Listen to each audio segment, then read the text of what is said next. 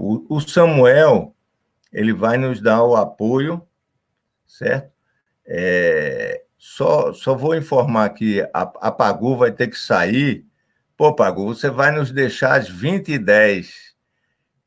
Então, porque tem algumas apresentações que antecedem o evento, aí eu vou procurar garantir pelo menos a sua participação, e assim que eu abrir, eu vou procurar o mais rápido possível deixar você um tempo para você fazer a apresentação. O tempo estipulado pelo observatório é 3 minutos.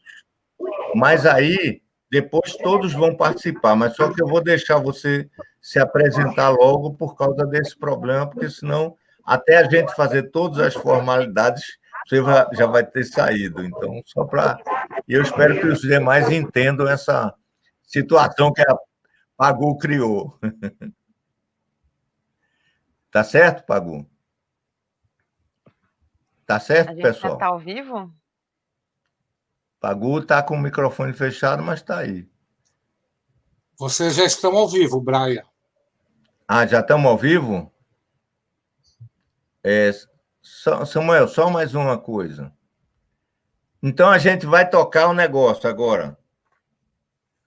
É isso? Tá bom. Então, boa noite, meus caros presentes a essa conversa, que a gente convidou o Observatório Judaico de Direitos Humanos, convidou para essa conversa com as pessoas que se dignaram, se acharam importante subscrever a Carta de Princípios, né? Eu não estou vendo aqui na tela a Pagu. Eu acho que ela caiu, Brian. Bom, então vamos continuar. O Observatório Judaico de Direitos Humanos no Brasil, Henry Sobel, enviou uma carta de princípios aos candidatos a vereador e a prefeito, né? Então, com base nessa carta, que eu lerei alguns itens rapidamente, é que vocês foram convidados para participar desse encontro, e a gente está pensando o seguinte formato, né? Uma apresentação rápida do Observatório Judaico, a apresentação dos participantes pelo mediador, que é uma coisa bem, bem sucinta, e quatro rodadas com os seguintes objetivos: uma apresentação individual de 3 minutos, cada um se apresenta, depois cada um dos presentes vai discorrer sobre o tema, como você acredita ser possível implementar os princípios definidos na Carta no âmbito do município de São Paulo. Cada um vai ter 4 minutos, e depois vocês vão responder a uma pergunta do Arnóbio Rocha, que representa aqui a Comissão de Direitos Humanos da OAB, certo? Então, eu vou passar a ler rapidamente. A gente vai ler o que é o Observatório Judaico, e depois a gente vai mostrar um filmezinho que foi feito com o histórico do Observatório. O Observatório Judaico foi criado na virada de 2018 para 2019, agregando judeus e judeus que viram como urgente a necessidade de um espaço para que se monitorasse e denunciasse as violações aos direitos humanos no momento atual do país. Destacamos como nosso foco principal combate à discriminação dos membros dos grupos vulneráveis, crianças, mulheres, idosos, refugiados, LGBTI+, minorias étnicas, imigrantes. Como judeus, percebemos também a necessidade de falarmos sobre uma forma de racismo que nos atinge, que, mesmo camuflado, está cada vez mais presente no país, conforme nosso levantamento e relatório recentemente divulgado sobre o crescimento do antissemitismo no Brasil, nos primeiros 18 meses do governo atual. Nos preocupamos também com o uso indevido de nossos símbolos e da identidade judaica por setores extremistas da sociedade. Reforçamos que a identidade judaica é múltipla e diversificada.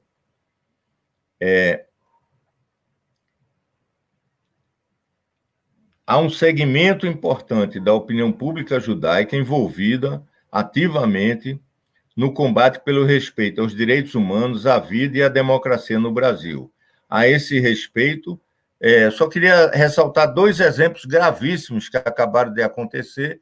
Um é essa politização da vacina, né, que é a vacina com passaporte, o governo central, até o presidente dizendo que não vai comprar uma vacina porque é chinesa, e a questão de ordenar, acabou de acontecer hoje, a volta dos brigadistas do IBAMA para as suas sedes no momento em que há um risco de incêndio com a devastação florestal jamais vista na nossa história, né?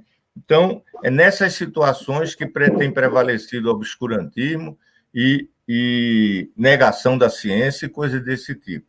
Então, é sobre isso que nós vamos discutir hoje e que está presente na nossa carta de princípios. Tá?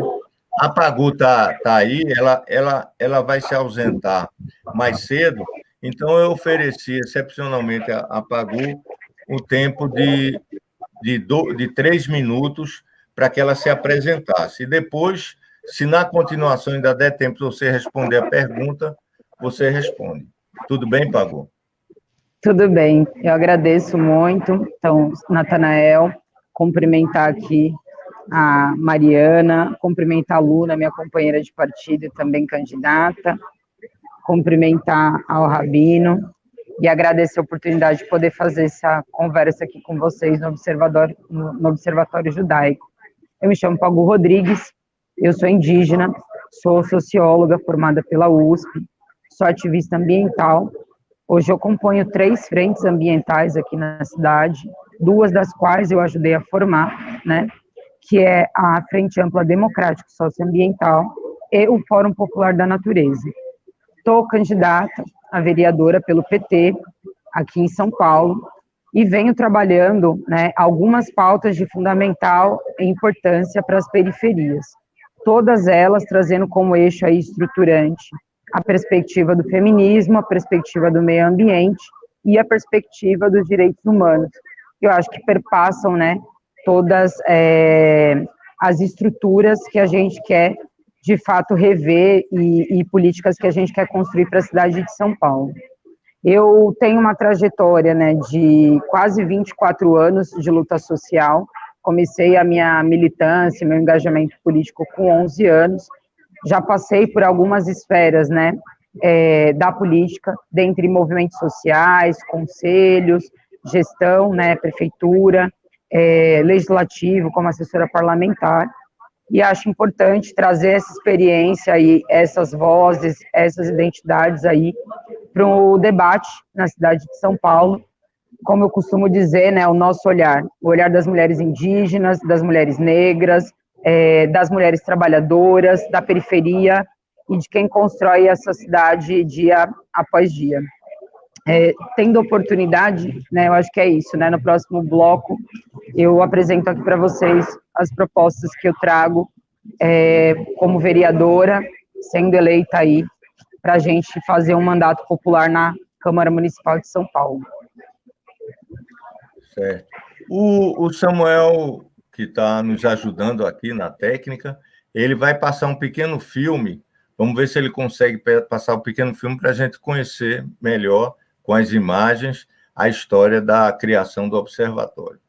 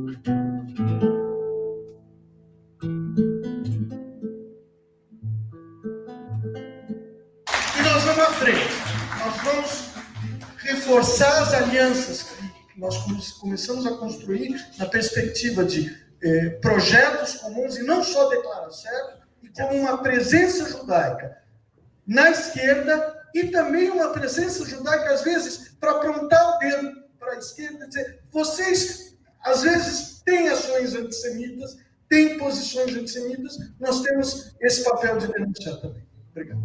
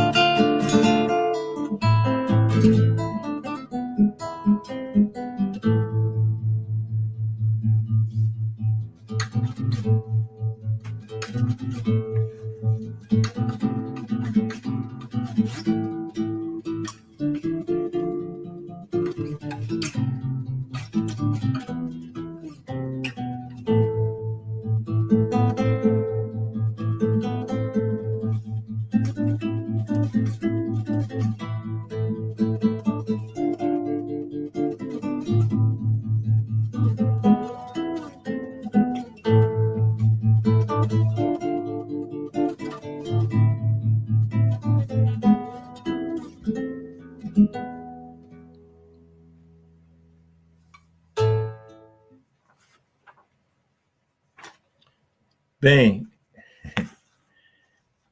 obrigado.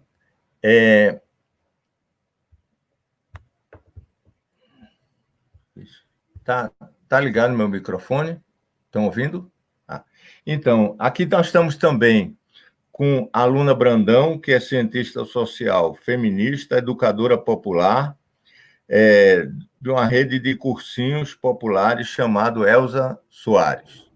O Rabino Ventura, que está aqui também conosco, é membro da Comissão Interreligiosa Municipal, ativista social, membro da banda Sou da Paz e contador de histórias. O Rabino costuma dizer que, independente das religiões, nós somos todos irmãos. E tem também aqui com a gente a Mariana, que é candidata, só voltando, a Luna é candidata pelo PT, o Rabino é candidato pelo Cidadania, não é isso, Rabino? Também em hebraico, Rav Ventura, né? Rabino Ventura, Rav Ventura. E a Mariana, que é professora e pesquisadora, doutora pelo Programa de Pós-Graduação em Energia do Instituto de Energia e Ambiente da USP, e é uma das fundadoras e fundadores do movimento Cientistas Engajados, e defende como plataforma a ciência contra a barbárie e o obscurantismo.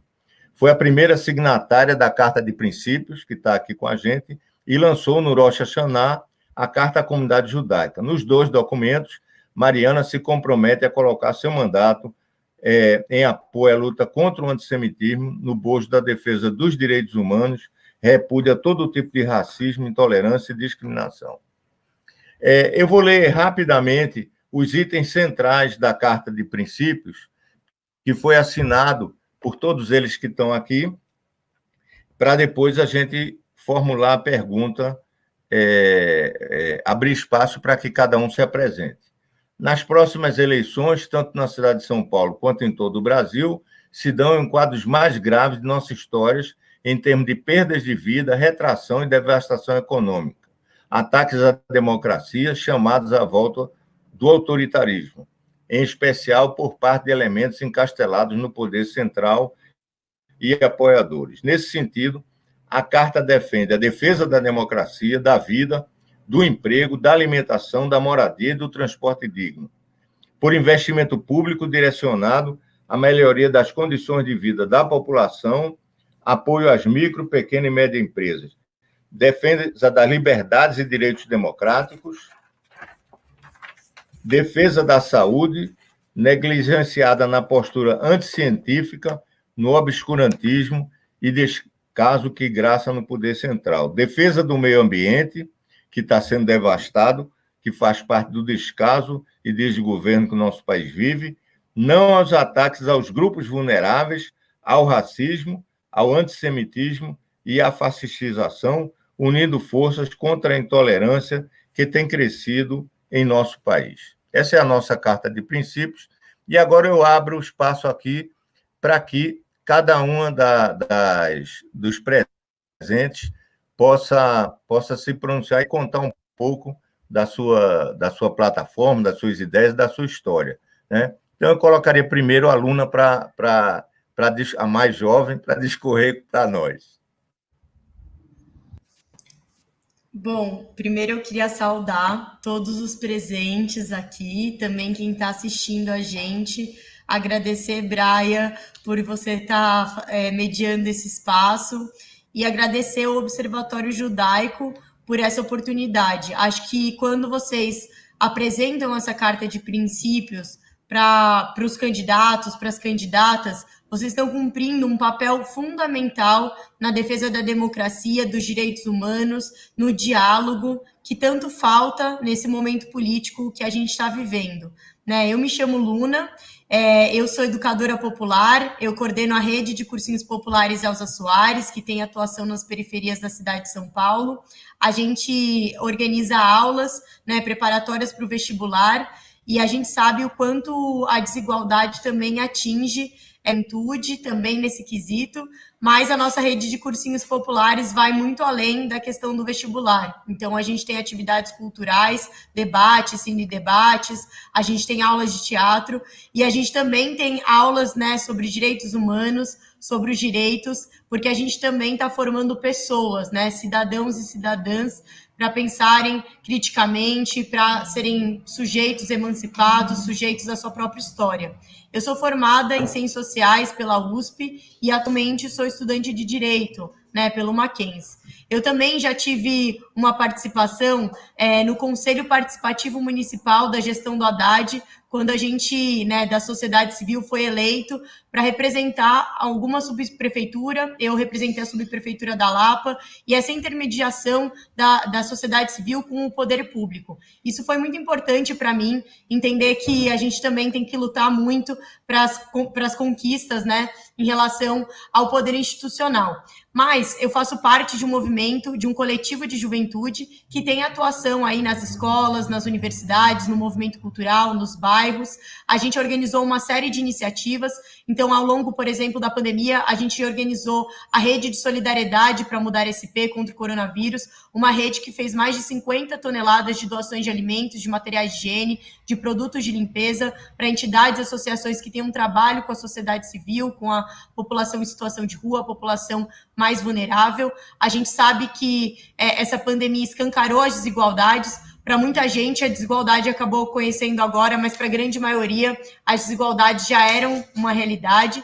E eu também sou coordenadora de um projeto que chama Revolução do Amanhã, onde tem mais de 2.000 jovens que estão inscritos, né, debatendo política, debatendo feminismos, debatendo a luta antirracista, debatendo as questões LGBTQIA+, e debatendo, né, o combate às desigualdades sociais, que eu acho que esse é o grande tema, eu acho que esse é o grande problema que a gente tem que enfrentar na cidade de São Paulo. Essas eleições, a gente tem dito muito isso, né, no momento político que a gente vive, e está na Carta de Princípios também, um momento cheio de crises, né, de crises concomitantes, seja uma crise econômica com 14 milhões de desempregados, uma crise pandêmica com mais de 150 mil mortos, uma crise política também sem precedentes, organizada e estimulada por um governo que viola os direitos humanos. A gente tem dito que essas eleições, elas precisam ser as eleições da resistência, de construir campos de diálogo, campos do campo progressista, de esquerda, para a gente conseguir reconstituir a democracia no nosso país.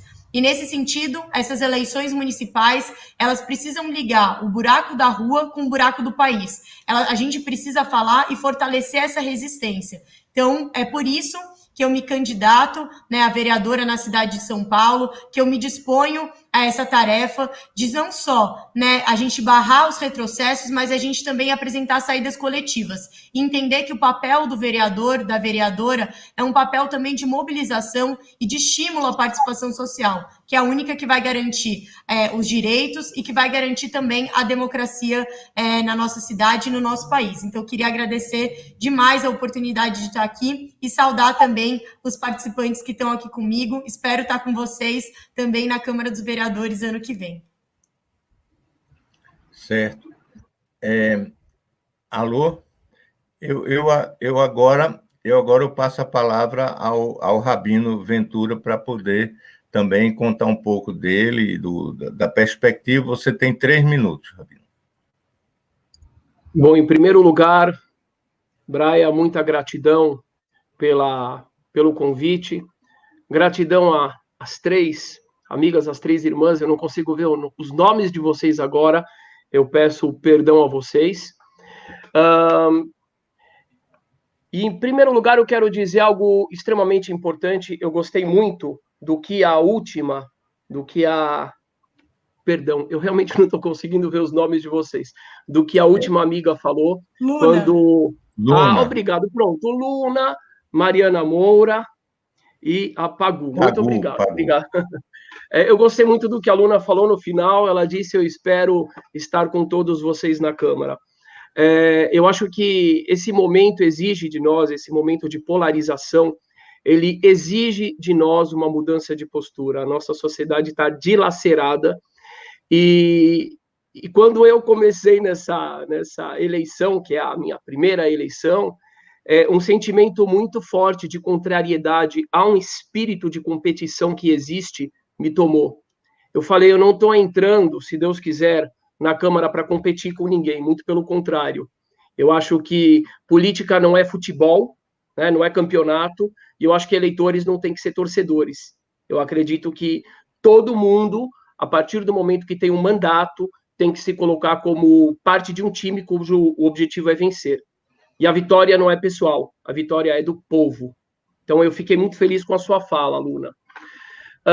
Eu sou Rabino Ventura, me afastei da liderança do movimento que eu fundei, que se chama Sinagoga Sem Fronteiras, junto com minha esposa Jaqueline. Somos pai e mãe de 3 filhos. Um movimento que, como diz o nome, é sem fronteiras.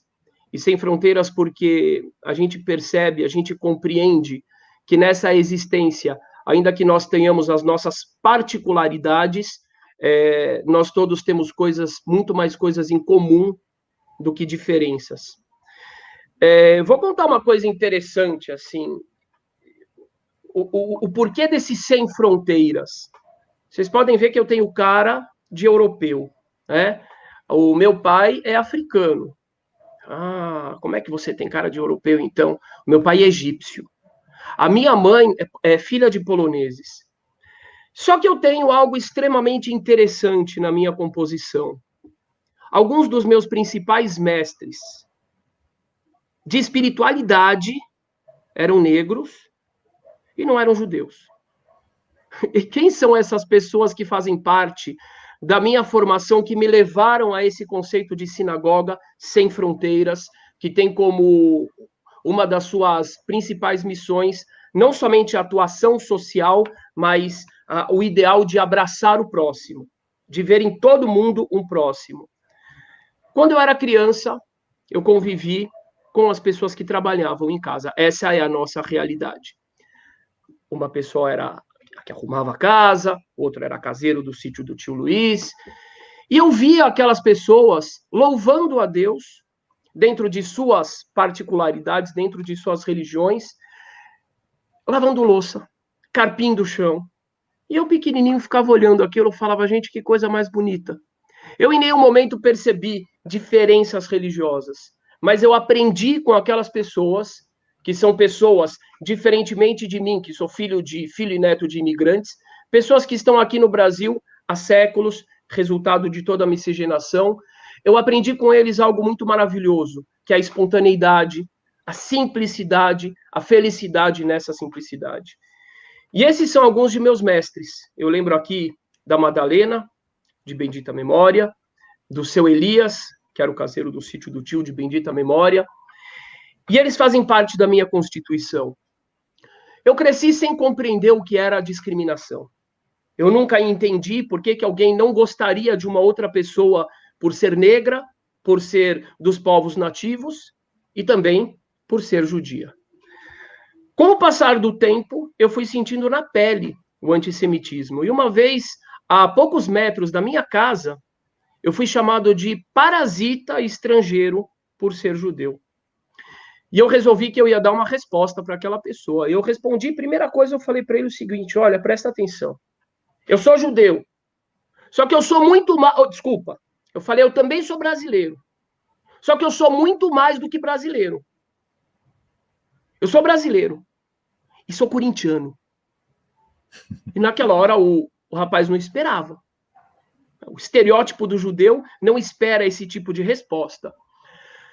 Eu virei e eu falei que eu ia trazer uma resposta para ele, não só para ele, mas principalmente para os meus alunos. Eu tinha 1.200 alunos naquele ano, nas escolas judaicas. Eu acho que foi um recorde na comunidade judaica. E eu comecei a pesquisar a história do Brasil e, de repente, eu cheguei a uma história do Brasil que eu desconhecia, que eu não aprendi na escola, que eu nunca ouvi falar na sinagoga, que era a história das origens judaicas do povo brasileiro. Ninguém ouviu isso. O povo brasileiro tem uma composição importante entre os portugueses de judeus que tinham fugido da Inquisição e que passaram séculos aqui sendo perseguidos no Nordeste, Minas Gerais, em São Paulo também, inclusive, de acordo com a lei judaica, pasmem, Padre Anchieta era judeu, o fundador de São Paulo. O bisavô dele foi queimado pela Inquisição na Espanha e a família dele se converteu. Concomitantemente a essa descoberta de que o outro era muito mais próximo de mim do que eu imaginava, e vice-versa, eu era muito mais próximo dele do que ele imaginava. Rabino, eu tenho que garantir o tempo, você tem mais 1 minuto, 1 minuto e meio para concluir. Ok. Concomitantemente a essa descoberta que aproximou, de repente me aproximou, e eu usei para ensinar para os meus alunos que todas aquelas outras pessoas que tinham uma outra realidade, que aparentemente tinham, que tinham outras origens étnicas, eram muito parecidas com a gente. Tinham uma origem também, a mesma que a nossa. E junto com isso eu fui para a periferia. Eu falei, afinal de contas, nós somos todos irmãos. E eu comecei a querer enxergar aquela pessoa que, como eu falei no começo, de certa forma, me influenciou, mas eu não conhecia a casa dele. Eles conheciam a minha casa. Eles limpavam a minha casa. Eles eram caseiro do sítio do meu tio. Mas eu não conheço a casa deles. Então, assim, eu fui para a periferia conhecer a realidade dessas pessoas. Conheci muito o Capão Redondo, Jardim Ângela, Grajaú, Barragem. Fiz muitíssimas amizades ali.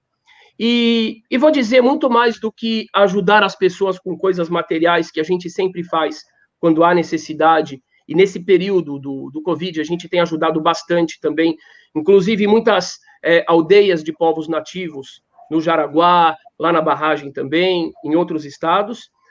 O mais importante de tudo isso foi o abraçar, o olhar para aquela pessoa e dizer para ele, você é meu irmão, e nós estamos juntos. Eu vou costurar aqui rapidinho. Tá? Ok. Eu fiz parte também da Comissão Interreligiosa da Secretaria de Inclusão Racial, aqui em São Paulo. E a cada encontro tinha uma coisa que me chateava demais. O que era? Vinha uma pessoa de uma religião reclamar do que pessoas da outra religião estavam fazendo. E e o representante da outra religião reclamava de uma terceira. E eu disse o seguinte, gente, não é possível. Enquanto a gente vir aqui só para reclamar do outro, a gente não vai se fortalecer. A partir do momento que o judeu, por exemplo, vai condenar o preconceito contra a pessoa de religião de matriz africana, a partir do momento que o muçulmano vai lutar contra o antissemitismo e assim por diante, assim a gente vai se fortalecer como sociedade. E para mim isso foi uma síntese muito grande dessa percepção. São Paulo é uma cidade, assim como o Brasil, de grandíssima maioria miscigenada. As pessoas precisam conhecer as suas origens, valorizar as suas origens e se abraçar enquanto seres humanos, enquanto paulistanos, enquanto irmãos. Obrigado, Rabino, pela sua excelente exposição. Agora vamos ouvir a Mariana.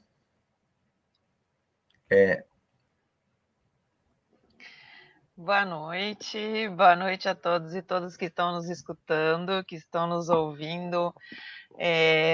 Boa noite aos. Queria cumprimentar, né, aos meus companheiros e companheiras de mesa. É um prazer enorme estar aqui com a Pagu e com a Luna, que eu já conheço, né, de outros carnavais, digamos assim.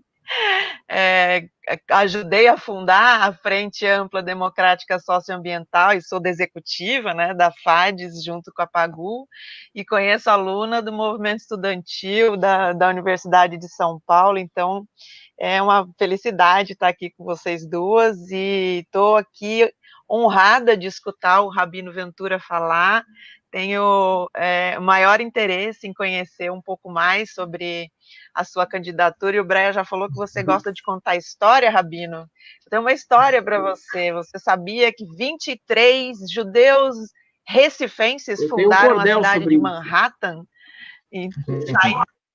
Pois é, exatamente. Eu nasci em Recife, então essa é uma história que muitas pessoas falam para mim quando eu digo que nasci em Recife, sou do Recife, minha família toda mora lá, então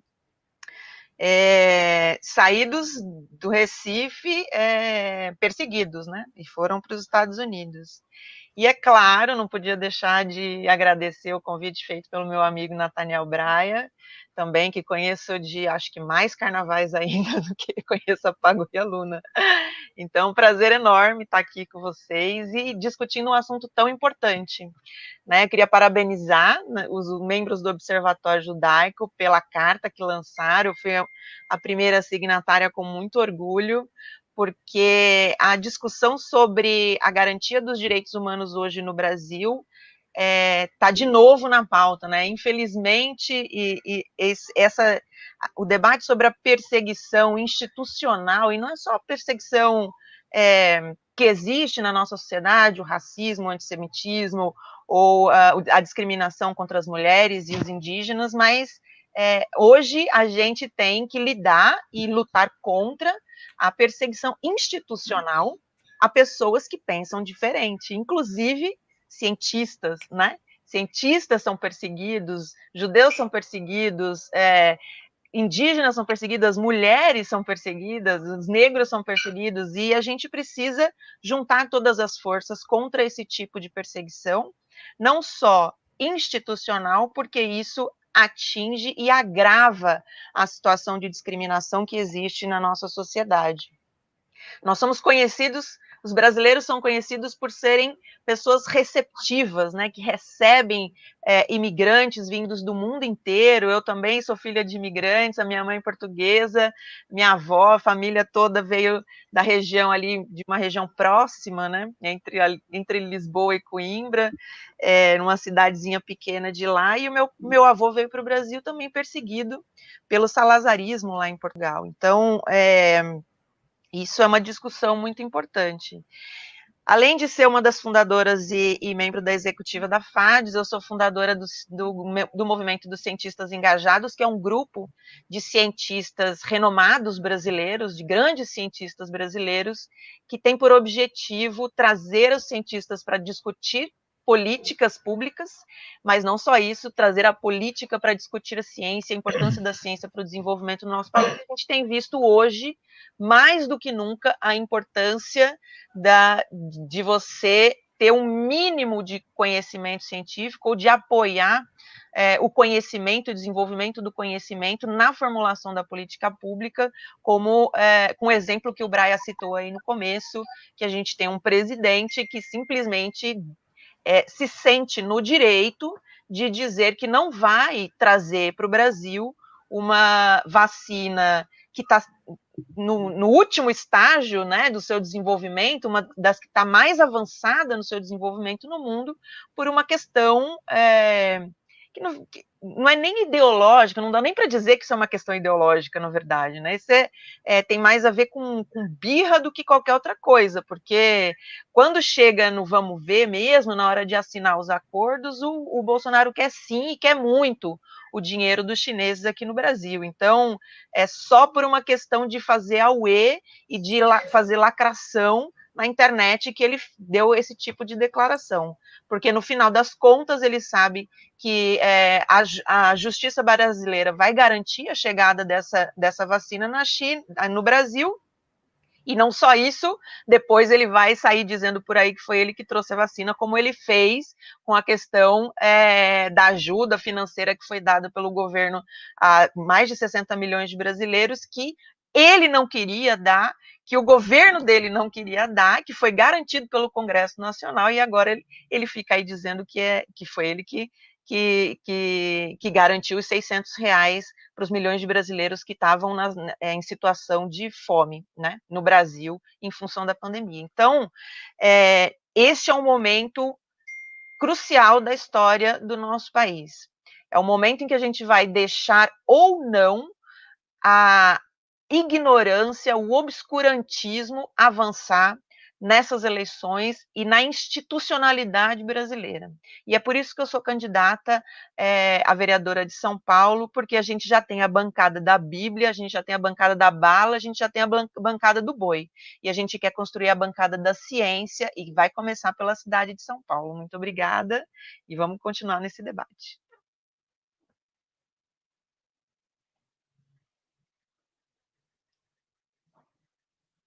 Oi?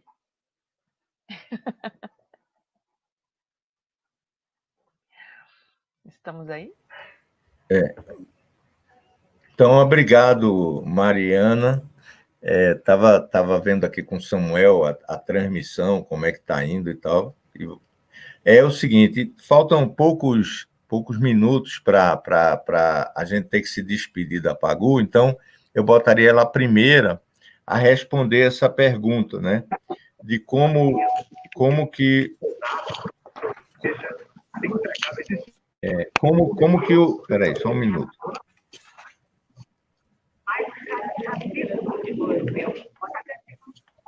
Discorrer sobre o tema. Como você acredita ser possível implementar os princípios definidos na Carta no âmbito do município de São Paulo? Pagu. Bom, eu acho que a gente tem como primeira... Estão me ouvindo? Tá todo mundo me ouvindo? É direitinho? Tá, beleza. Deu uma interrompida. Os princípios que a Carta do... Tá. Os princípios que a Carta do Observatório traz, Natanael e demais companheiras e companheiros, todos eles estão, de uma forma ou de outra, representados na minha proposta de mandato. Eu tenho defendido com muita força na cidade de São Paulo que a gente tem que construir uma cidade que seja antirracista, né? E o que eu quero dizer com isso? Nós temos quase 12 mil indígenas vivendo na cidade, em contexto urbano, temos 2 aldeias indígenas que ainda conseguem, né, ter o seu território demarcado.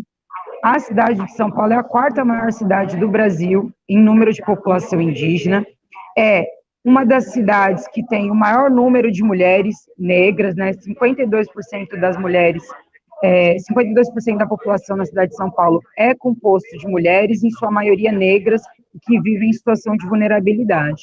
Então, quando a gente pensa toda e qualquer política, né, de direitos humanos, a gente não pode desconsiderar a realidade estruturante do racismo nas nossas frentes políticas, nos nossos movimentos, e quando a gente ocupa a institucionalidade da política, é importante que essa institucionalidade esteja devidamente representada por essas pessoas.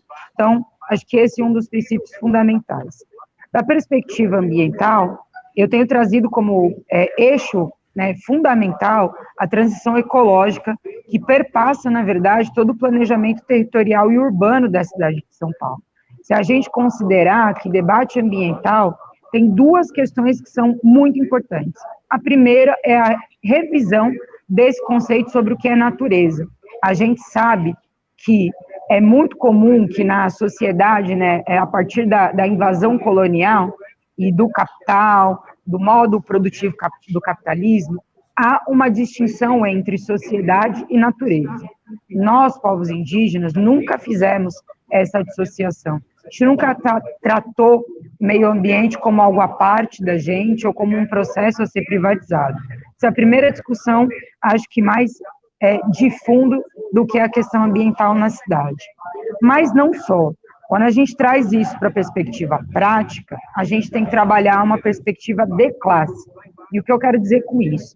Nós estamos falando de uma cidade que está sofrendo os impactos de uma crise climática e os impactos de uma crise ambiental global.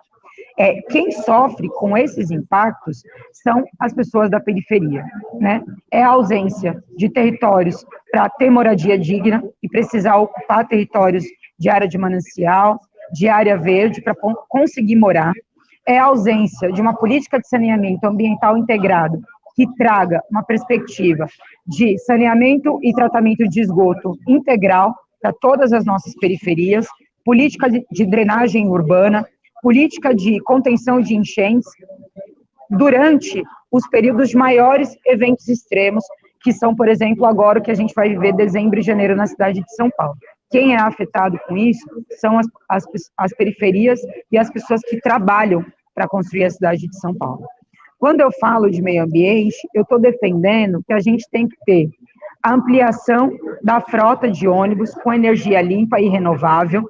A gente tem que substituir o uso do automóvel individual, incentivar o uso de ônibus e de outros modais e garantir que na cidade de São Paulo a gente tenha a implementação de tarifa zero, porque a gente precisa fazer com que as pessoas deixem o carro em casa e passem a poder acessar a cidade com todo o direito que a periferia tem que ter de acessar a cidade.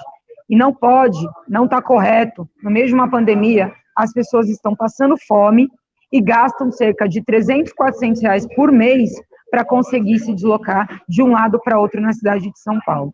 E essas pessoas são todas trabalhadoras, que ou estão em situação de vulnerabilidade, ou estão ocupando funções irregulares na cidade de São Paulo, e aí eu posso trazer para vocês os catadores, que são agentes ambientais fundamentais, que não têm reconhecimento dos serviços que eles prestam para a cidade de São Paulo, são serviços ambientais fundamentais quando a gente debate crise climática, política do lixo, limpeza urbana, não são remunerados por esse serviço prestado. Querida Pagu, eu peço para você... Eu vou caminhar para encerrar. Estou concluindo. Então, tudo aquilo que a gente pode debater a partir da Carta de Princípios, do Observatório, da qual eu sou signatária, e todos que estão aqui são também, é um plano de mandato que efetivamente coloque o povo na Câmara e enfrente o poder econômico que estrutura todas essas desigualdades que a gente tem colocado aqui na cidade de São Paulo. Eu vou precisar me despedir, eu tenho outra live agora para discussão sobre a questão indígena, desejar a todo mundo que está aqui nos acompanhando, agradecer, né, a todo mundo que está nos acompanhando e pedir que me acompanhe nas minhas redes sociais e desejar que a Mariana, a Luna e ao Rabino muita força na caminhada aí e muito sucesso nessa caminhada, que possamos estar juntas e juntos no dia 1º de janeiro tomando posse na Câmara Municipal. Um abraço, gente. Boa sorte, Pagu. Boa sorte, Pagu.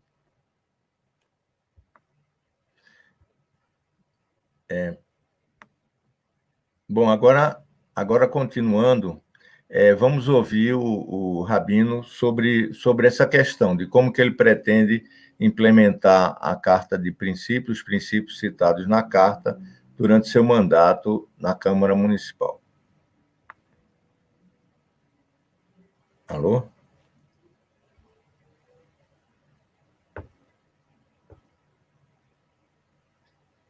Pronto.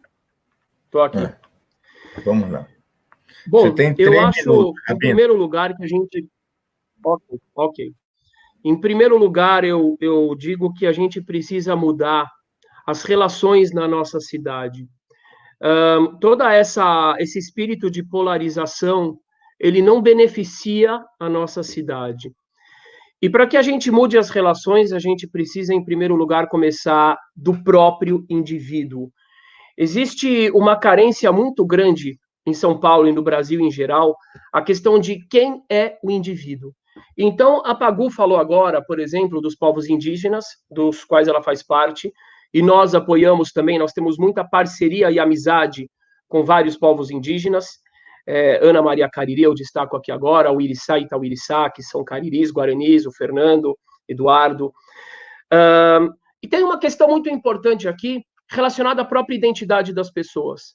Porque quando nós temos pessoas que têm autoestima, que têm conhecimento de quem elas são, que cultivam a sua história, que respeitam a sua história, é muito mais provável, existe muito mais possibilidade de trabalhar o respeito delas em relação a si mesmas e também em relação às outras pessoas. Principalmente quando elas compreendem que, de alguma forma, elas fazem parte da mesma história. Então, quando eu vejo, por exemplo, falar dos povos indígenas, eu pergunto quantos paulistanos têm origem indígena também e não sabem. Quantos paulistanos têm origem africana e não sabem. Quantos paulistanos têm origem judaica também e não sabem. E o que acontece?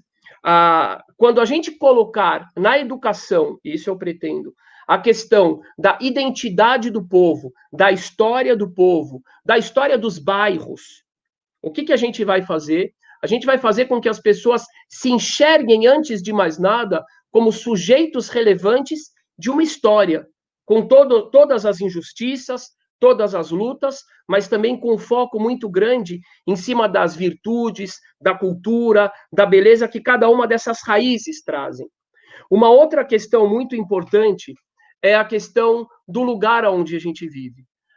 Aqui no Brasil, em São Paulo, a gente tem uma percepção, infelizmente, de que a rua é um lugar de ninguém, já que não é minha, não é de ninguém. E isso faz com que as pessoas se alienem dos seus direitos, inclusive da sua riqueza pública. Então, a nossa ideia é colocar dentro dos estudos das escolas a identidade das pessoas, a valorização de todas as raízes étnicas e histórias do povo paulistano, de modo que aquela criança, aquele jovem, saiba de onde ele vem, reconheça o seu valor e o valor do seu próximo, e também uma valorização da cidade. Qual é o nome do seu bairro? Quem fundou? Quando foi fundado o seu bairro? Quais são os problemas do seu bairro? O que é a Zona Norte, Zona Sul, Leste, Oeste? Por que o povo paulistano brasileiro ele tem que estudar sobre as bacias hidrográficas do Canadá, enquanto ele não conhece nem mesmo a geografia de sua própria cidade? Isso significa se apropriar daquilo que é seu. E uma pessoa sem história, e uma pessoa sem respeito pelo seu lugar, ele se torna muito mais vulnerável. Um outro aspecto muito importante é o das relações. Eu atuo no diálogo interreligioso, muito mais do que diálogo interreligioso, eu atuo na amizade com pessoas de outras religiões, e não somente de outras religiões, mas de realidades diferentes. A gente tem a nossa cidade de São Paulo cortada pelos rios, Rio Pinheiros e Rio Tietê, parecendo duas grandes feridas. A gente tem uma cidade que ela parece ser bipolar, tripolar. E o que falta nessa cidade? A humanização. Menos discurso polarizante e fazer com que as pessoas dos dois lados interajam. Eu vou num shopping center, eu vou na Avenida Paulista, eu sempre vejo do outro lado do balcão pessoas que moram na periferia, pessoas que moram numa outra realidade, e que nessa realidade do centro, eles são como se fossem estrangeiros. Como é que a gente quebra isso? Como é que o poder público pode ajudar a quebrar isso? Através da educação, mas não somente da educação formal, mas principalmente fazendo pontes entre as pessoas da sociedade. Uma vez eu fui num evento lá na Zona Sul, eu esqueci o nome, com o Paulo Magrão, que é um grande ativista ali, Capão Cidadão, e era com o Mano Brown. E alguém me falou assim, não vai ali, porque o Mano Brown é racista. Ou seja, estavam querendo dizer que ele ia me discriminar por ser branco e provavelmente por ser judeu. No meio daquela conversa toda, etc., eu disse algo importante. Eu disse o seguinte, mano, eu vou te dizer uma coisa. Eu sei metade do teu CD de cor. Eu gosto, eu curto. Eu conheço a periferia. Eu sei chegar aqui. Eu tenho irmãos aqui. Eu vou até o fundão do Capão. Mas querido Rabino, você tem 1 minuto, tá bom? Estou concluindo. Eu vou dizer uma coisa importante. Sabe quantas pessoas da minha comunidade, da comunidade judaica, não somente são solidárias, e não somente da comunidade judaica, mas eu quero dizer do meu entorno social e geográfico, são solidárias e gostariam de vir aqui, não somente para ajudar, mas para somar, porque essa relação não pode ser de maior para menor, é uma soma, porque a gente também recebe e aprende, muitas. Agora, qual é o problema? O problema é que nós vivemos num discurso de ódio, um discurso de separação, é homens de um lado, mulheres do outro, negros e brancos e etc, e etc. E a gente precisa, como poder público, não podemos ignorar todos os problemas que envolvem esses grupos, eles têm que ser tratados, é importantíssimo, mas a gente precisa trabalhar para fazer com que as pessoas se encontrem, porque é a gente de bem em todo canto. E assim, com certeza, a gente vai criar um espírito diferente na nossa cidade, um espírito de amor ao próximo. Essa palavra amor, ela tem faltado nos discursos políticos. Tem muita coisa muito bonita. A justiça é muito importante, ela é reparadora, mas São Paulo está precisando também de mais amor. E é isso que eu quero trazer. Essa é uma das dimensões, através da educação, do diálogo interreligioso e das relações entre, inclusive, os vereadores, que eu espero fazer parte com vocês de lá, que é o amor. Obrigado. Muito obrigado, Rabino. Mariana, agora vamos ouvir como você vai implementar essa questão dos princípios citados na carta e depois a gente ouve a Luna. Ótimo. Bom, na verdade, eu queria... A carta, ela cita 6 princípios básicos, né? E eu queria começar pelo 6º princípio, que é a defesa intransigente da garantia dos direitos humanos e contra toda forma de discriminação. E eu sei, Braia, que eu tenho me reunido, não sei se todo mundo aqui sabe, eu tenho me reunido com a comunidade judaica desde o início dessa campanha, e eu tenho aprendido muito com vocês, e eu queria falar aqui, ao vivo para vocês, e anunciar aqui que uma das questões que a gente vai implementar ao chegar na Câmara de Vereadores é um observatório de direitos humanos da Câmara de Vereadores de São Paulo. Porque já existe na Câmara Federal o Observatório de Direitos Humanos. Aqui na Câmara Municipal existe a Frente Parlamentar em Defesa dos Direitos Humanos, mas não tem um observatório com a participação da sociedade civil. Então, o que a gente precisa fazer é trazer para dentro da política pública, institucionalmente, a sociedade civil, especialmente as pessoas, né, as organizações que defendem os direitos humanos e trabalham com isso na cidade de São Paulo. Então, o primeiro ponto é a criação do Observatório dos Direitos Humanos na Câmara Municipal de São Paulo. Os outros pontos da carta falam sobre a questão ambiental, que a Pagu falou muito bem aí. As pessoas têm a tendência de achar que quando a gente fala de meio ambiente, a gente está falando de abraçar a árvore, ou de tirar foto com florzinha e tal, e não é isso. Na verdade, meio ambiente é qualidade de vida, né? Falar na questão ambiental, especialmente nos centros urbanos, é falar de qualidade de vida. E junto com a Pagu, eu, no ano passado, dei uma aula pública na Paulista, a gente foi para a Avenida Paulista para falar com o povo sobre a importância da Amazônia para o estado de São Paulo. As pessoas, às vezes, não fazem essa ligação, né?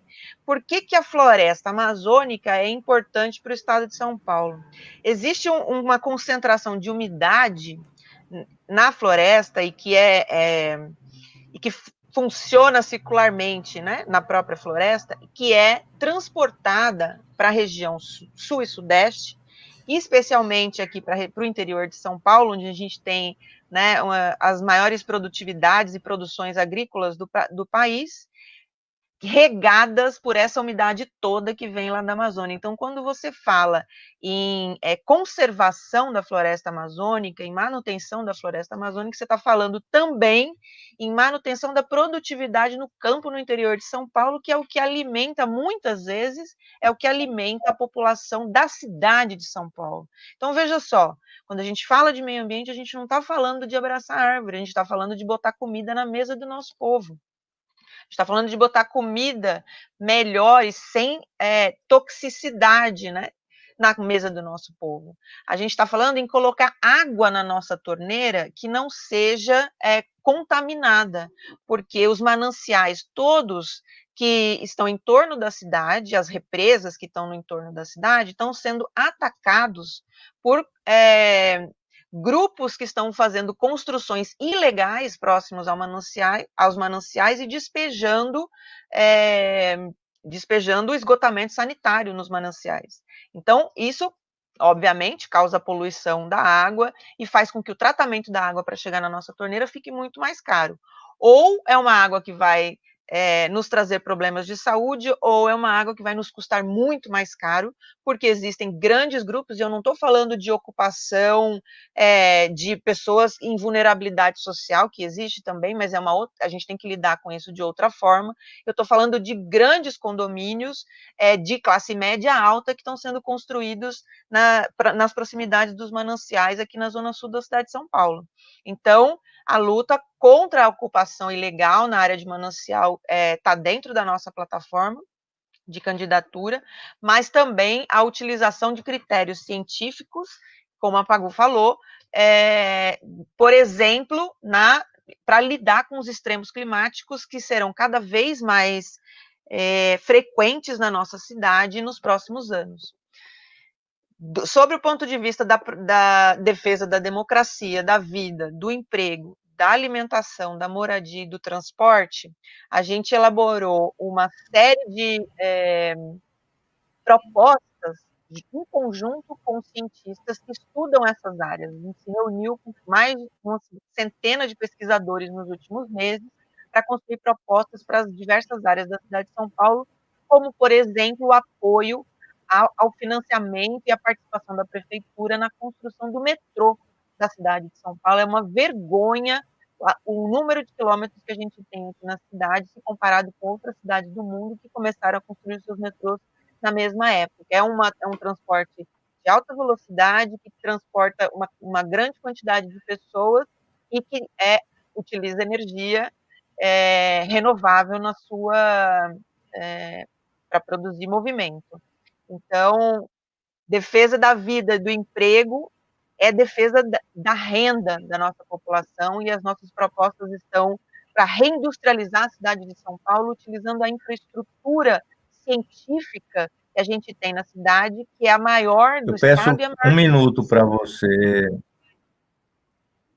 Sim, senhor.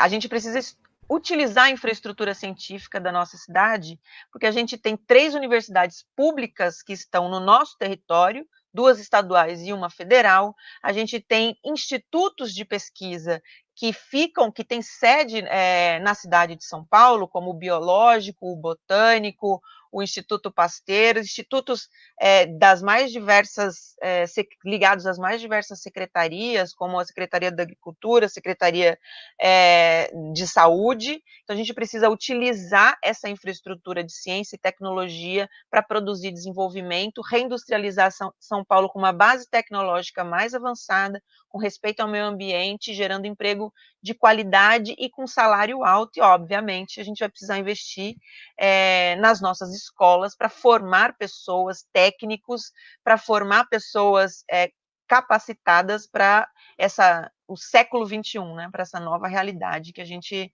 vai ter que lidar nos próximos anos. Muito obrigada.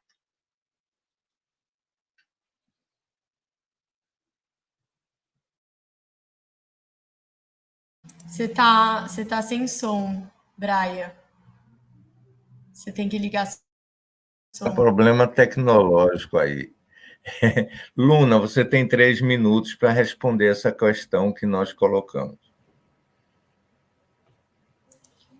Bom, queria começar aqui, na verdade, dizendo que não é à toa que a gente está fazendo esse debate nesse momento político. E eu fico muito feliz, né, do Observatório Judaico também levar o nome do Henry Sobel para a gente poder homenagear uma pessoa que lutou, né, pelos direitos humanos e que, junto com Dom Paulo Evaristo Arnes, em 1985, fez o livro Brasil Nunca Mais. Infelizmente, essas pessoas que lutaram tanto para a gente viver numa democracia, para a gente ter a garantia dos nossos direitos, hoje a gente vai ter que lutar novamente por essa democracia e pelos direitos, né? Quando a gente fala e a gente tem um presidente que elogia, né, a ditadura militar, um vice-presidente que elogia torturadores como o brilhante Ustra, a gente não está no momento normal e a gente não pode aceitar esse momento. Então, discutir tudo isso, né, e discutir as eleições nesse momento político é central ao debate dos direitos humanos. A cidade de São Paulo, né, como foi colocado aqui, é uma das cidades mais ricas, é uma das cidades mais diversas, já foi chamada a cidade dos 1000 povos, porque São Paulo é essa diversidade que marca a nossa cidade, mas também tem uma marca que a gente não pode esconder e que a gente não pode ignorar, que é a marca da desigualdade. A cidade de São Paulo é uma das cidades mais desiguais, seja pela questão, por exemplo, da expectativa de vida. Se a gente está em Moema, a expectativa de vida é de 80 anos, se a gente está na cidade de Tiradentes, a expectativa de vida é de 57 anos. Seja da questão do saneamento básico, são mais de 450 mil pessoas sem acesso ao saneamento básico, sem acesso à água, a esgoto, né? Se a gente for também discutir a questão do transporte, né? 47% dos paulistanos, das paulistanas deixam de pegar o transporte público para visitar um familiar, um parente, porque não tem aí como pagar o transporte público. Então, nesse sentido, a gente tem que pensar, e a Carta dos Princípios fala muito disso, de qual cidade nós queremos, né? E a Carta traz a defesa da democracia, da vida, do emprego, da alimentação, da moradia digna, do transporte, a defesa da cultura, da educação, da ciência, discutindo também a defesa da saúde com investimento público. A gente está discutindo, sim, nessas eleições, o papel do Estado na diminuição das desigualdades, de criar uma cidade verdadeiramente democrática, uma cidade para todos e todas, a defesa do meio ambiente, da transição ecológica, entendendo que a política tem que ser esse instrumento, né? O exercício da vida democrática e da organização da sociedade, né? E é isso que a gente quer promover. Então, temos discutido diversos projetos ao longo desse ano, juntado muitas pessoas, então a gente fez grupos de trabalho, de mobilidade, moradia, educação, a questão do emprego, das mulheres, para pensar esses projetos, essas saídas coletivas diante de tantas crises, e a gente tem colocado o Observatório de Direitos Humanos como uma proposta, um plano emergencial de emprego e renda na cidade de São Paulo, a utilização de imóveis públicos ociosos para cursinhos populares, para moradia popular, para moradia digna, para também a questão... A gente tem pensado as escolas como esse espaço da organização das políticas públicas, para a gente pensar a emancipação da população, a discussão do debate crítico, entender que a gente precisa de sujeitos políticos para garantir essas conquistas. A gente se coloca contra, né, a privatização da saúde e da educação que tem acontecido na nossa cidade, e é por isso que eu acho que a Carta dos Princípios, ela traz uma série de questões, mas ela traz um desenho de uma cidade não só melhor, mas a cidade que a gente quer. E nesse sentido que eu me comprometo com essa carta, a lutar por esses princípios, mas também a gente conseguir viabilizar isso dentro do território. A gente viu uma série de ataques, né, aos direitos humanos na nossa cidade. Enquanto a gente vê uma política, né, principalmente dos governos de esquerda, como foi o governo da Erundina, que descobriu e... Luna, você tem um minuto. Sim. Na verdade, desmascarou a vala clandestina de Perus. A gente viu o Haddad, né, que fez ali a renomeação, né, do Minhocão, que levava o nome do ditador, mas que agora chama João Goulart. E a gente viu também o que tem sido a política dessa direita, da extrema-direita, quando ataca os direitos humanos e, por exemplo, quando destitui a coordenação de memória, verdade e justiça na nossa cidade. Por isso que eu acredito que a Carta de Princípios, o Observatório Judaico, têm sido fundamentais nessa luta e na construção não só de uma cidade melhor, mas da cidade que queremos.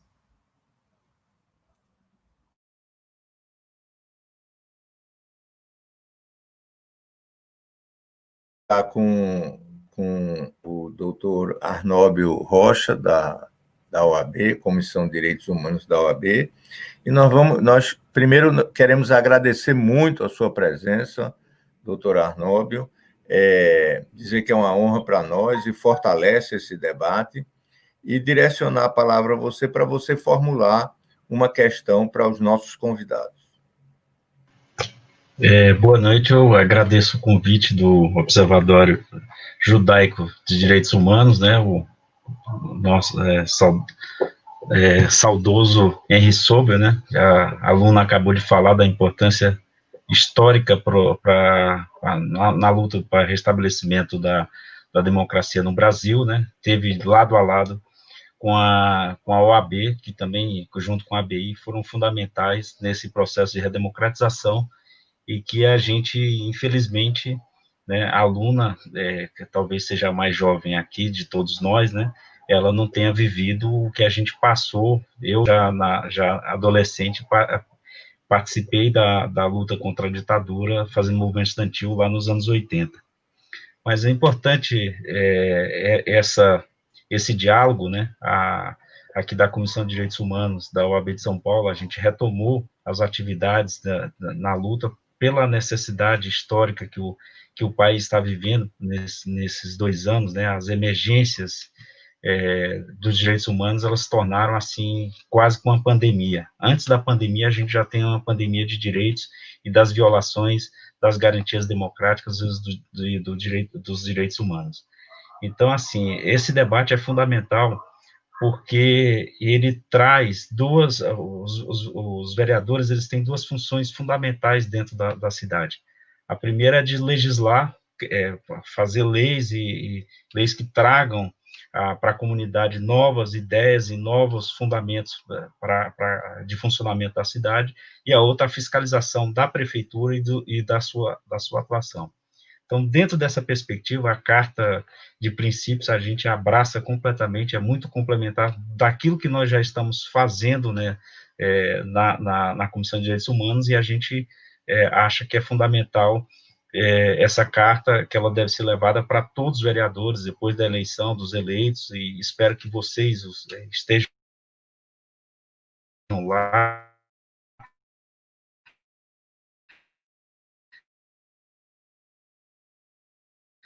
pelo que você fala do país, né, em relação a direitos humanos, e dentro da nossa cidade em particular, a questão dos vulneráveis, daqueles que não têm, que quando surgiu, por exemplo, o auxílio emergencial, eles não tinham nem nome, nem endereço, e nenhum tipo de documento que pudesse os identificar, até para ter acesso ao auxílio emergencial.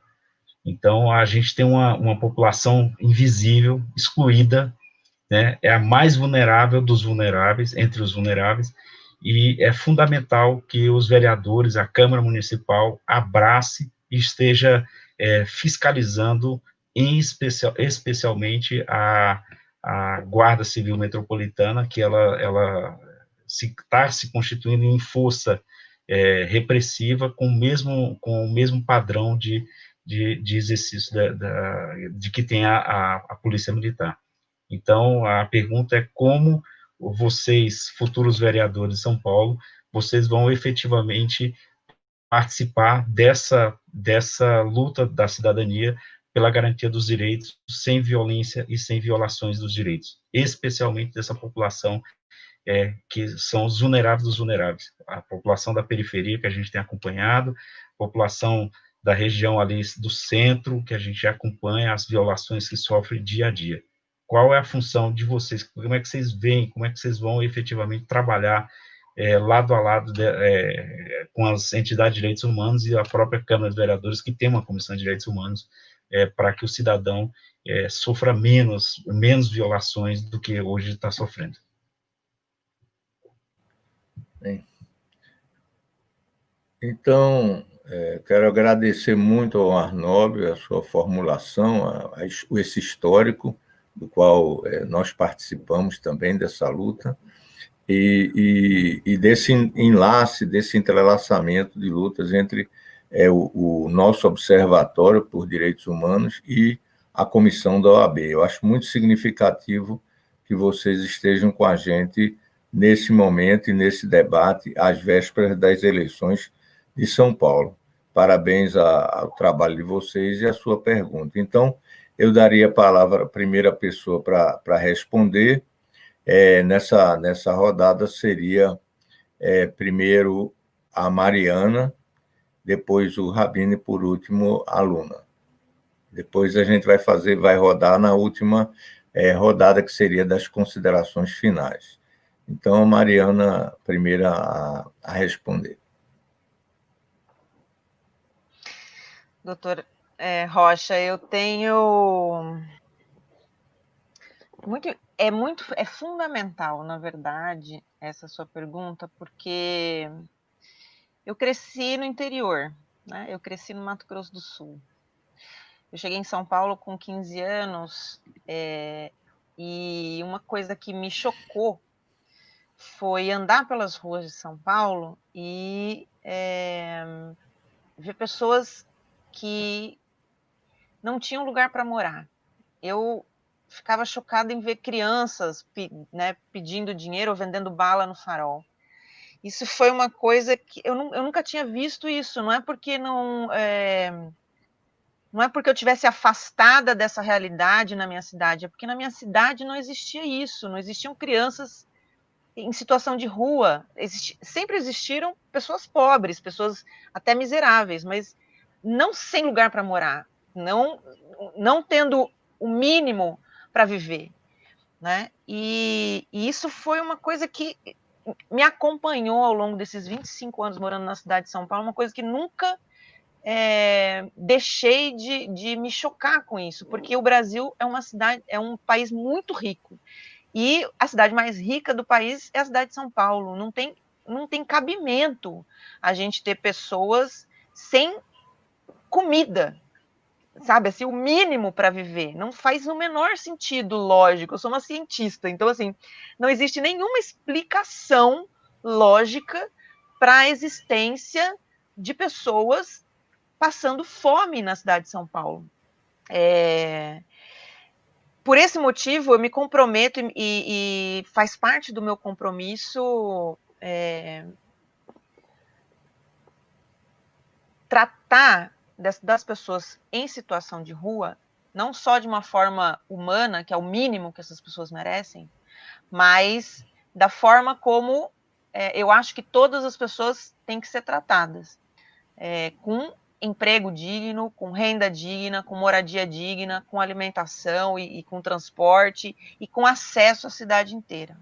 Mas a gente precisa diferenciar essas pessoas em situação de rua, porque existe, sim, um grupo que está na rua, mas não é porque não tem a casa, mas sim porque em algum momento da sua vida passou por uma situação em que teve que sair de casa ou se entregou às drogas, e essas pessoas precisam de tratamento médico. E existem as pessoas que hoje é uma grande parte do que tem na cidade de São Paulo, de pessoas em situação de rua, que são pessoas que simplesmente perderam tudo. Perderam o emprego, perderam a casa, não tem mais onde morar e levaram a família inteira para morar na rua. O que a gente mais tem visto na cidade de São Paulo são famílias morando em barracas de camping, certo? Aqui no centro de São Paulo, sim, surgiram centenas, milhares de pessoas morando e vivendo em barracas de camping, com famílias inteiras. E aí, a questão não é o tratamento contra as drogas, a questão é como que a gente vai dar uma vida digna para essas pessoas, né? Então, essa é uma discussão que não tem uma só resposta, obviamente, mas a primeira coisa que a gente tem que lidar na cidade de São Paulo é com a política de abrigos. Então, existem abrigos na cidade de São Paulo em que é proibido as pessoas ficarem com as suas famílias, então eles separam a família, vai o pai para um lugar, a mãe para o outro, as crianças para outro. Então, a gente precisa ter políticas também para acolher essas famílias, para que essas famílias se recuperem. A gente precisa, obviamente, de política de saúde e atendimento às pessoas que estão em uma situação de usuárias de droga, por algum motivo qualquer. E existem as pessoas também que têm algum problema de saúde mental, que aí é uma outra forma de lidar. Então, a cidade de São Paulo tem que ser mais humana ao lidar com a população em situação de rua. E uma das formas de ser mais humana é utilizar ciência, utilizar tecnologia. Tem um rapaz que apoia a minha campanha, que trabalhou na Prefeitura de São Paulo, ele criou um programa, um aplicativo... Um minuto, Maria. Eu vou só explicar esse aplicativo porque ele é fantástico. Ele fica na palma da mão dos assistentes sociais que recolhem essas pessoas em situação de rua quando essas pessoas solicitam lugar num abrigo. Então, quem está em situação de rua pode ligar num número por um orelhão e esses assistentes sociais passam e dão a carona para essa pessoa ir para um abrigo. Só que antes desse aplicativo, o assistente social saía com alguns endereços, muitas vezes não achava as pessoas, ou quando achava, chegava no abrigo, não tinha vaga, porque tinha que preencher muitos dados para entrar no abrigo, e muitas vezes a pessoa chegava lá com fome, cansada, e quem estava cuidando da entrada do abrigo deixava entrar, e não fazia anotação. Então, assim, tinha dois problemas, a dificuldade em achar quem solicitava a vaga no abrigo e a dificuldade de achar a vaga no abrigo quando levavam as pessoas para lá. E esse aplicativo, quando alguém ligasse para solicitar a vaga no abrigo, ele já criava um avatarzinho no aplicativo, e esse avatarzinho já era direcionado para o abrigo que tinha vaga. Então, isso ajudava os assistentes sociais a chegarem nas pessoas, ajudava as pessoas a terem a vaga quando chegassem no abrigo, e diminuía, obviamente, a viagem e a circulação dessas pessoas, muitas vezes acabavam desistindo da sua vaga no abrigo. Então, é uma saída simples, uma tecnologia que pode ser aplicada e que, infelizmente, não está sendo utilizada pela Prefeitura de São Paulo. Foi desenvolvida por um funcionário da Prefeitura e não está sendo utilizado pela Prefeitura de São Paulo. Obrigado, Mariana. Agora vamos ouvir a Luna sobre a pergunta do professor Arnoldo. Eu achava que era o Rabino, mas vamos. Quanto tempo? Eu me confundi. Você desculpe, Rabino, a Luna responde depois. Tá, quanto tempo para eu cronometrar aqui? Vamos lá, então. Doutora Arnóbio Rocha, eu realmente sou a pessoa mais nova aqui, e também, se eu for eleita, eu vou ser a vereadora mais jovem da história da cidade de São Paulo, e eu espero também, quem esteja assistindo, fazer parte dessa história.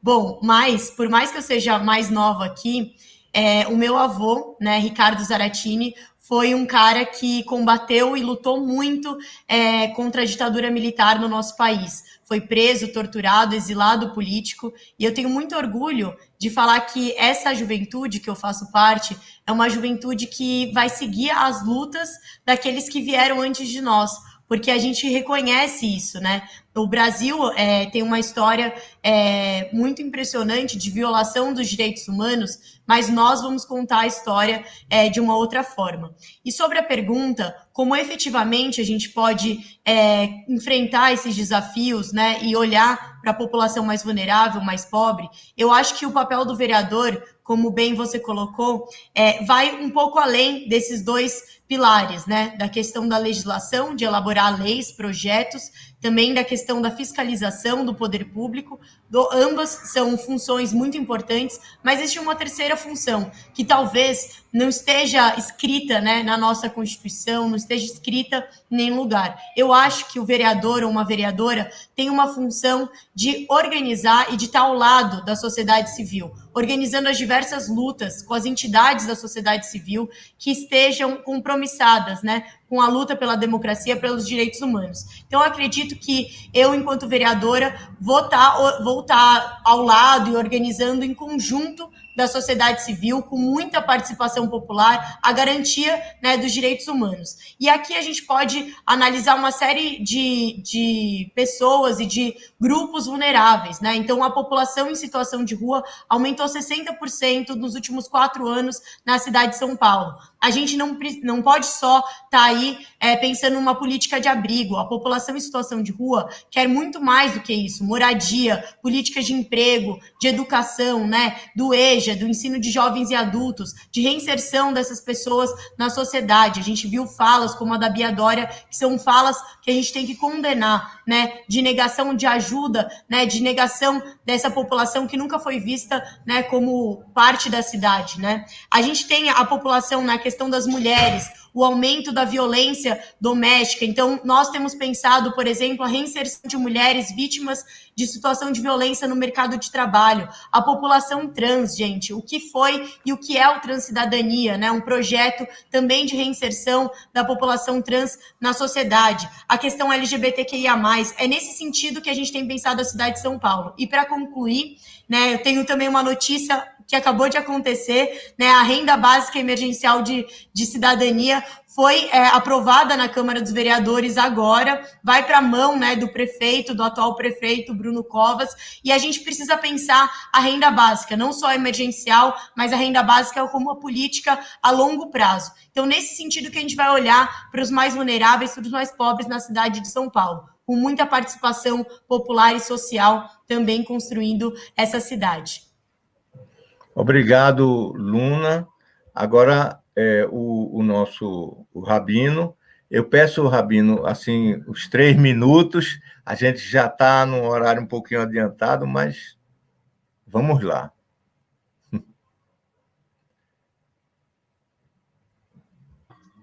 Eu sou educador há 26 anos.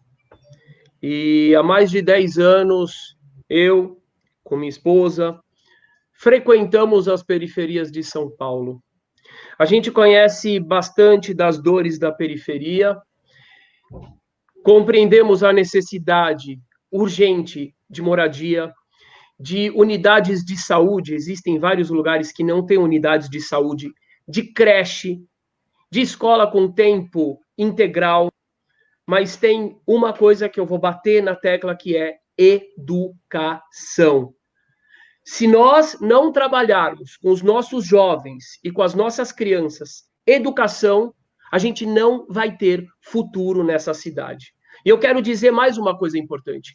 É impossível falar sobre democracia e sobre direitos humanos se a pessoa não tem a autoestima, se a pessoa não tem o respeito consigo mesma.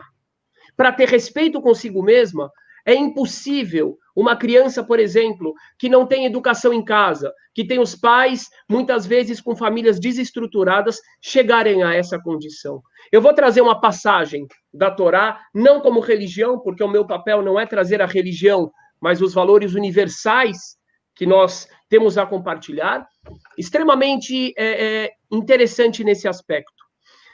Num dado momento, Deus chega para Moisés e diz: fale para o faraó libertar o povo judeu. E Moisés, com baixa autoestima, diz: quem sou eu para falar isso? Ele não vai acreditar em mim. E de uma forma surpreendente, de repente o relato bíblico começa a falar sobre a árvore genealógica, as origens de Moisés, levando ele até Abrão, Sara, Jacó, Rebeca e assim por diante. E logo depois dessa fala, Moisés ganha força, ganha coragem, vai e fala com o faraó. O que essa passagem quer ensinar para a gente?